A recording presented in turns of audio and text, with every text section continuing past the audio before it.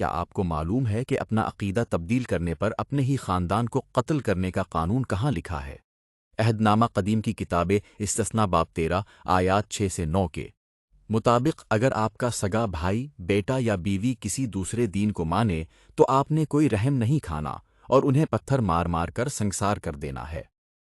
اس کے بالکل برعکس قرآن انسان کو آزادی کا زندہ قانون دیتا ہے۔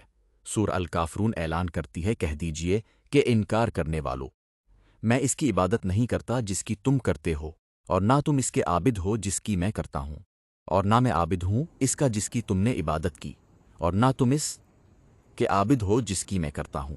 تمہارے لیے تمہارا دین اور میرے لیے میرا دین۔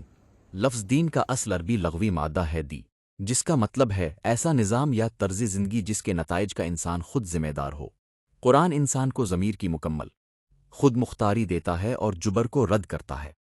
آج کے انتہا پسند دعویٰ تو اسلام کا کرتے ہیں، لیکن وہ مسلمانوں کے نام پر دراصل بائبل کے پرانے جبری قوانین پھیلا رہے ہیں۔ اسی امپورٹ بائبل کی آمریت کی وجہ سے اسلام کو ناحق دہشت گردی سے جوڑا گیا۔ اگر آپ امن اور حقیقت کو پسند کرتے ہیں تو اپنے ذہن کی آزادی کے لیے توموروز ہوپ کو سبسکرائب کریں۔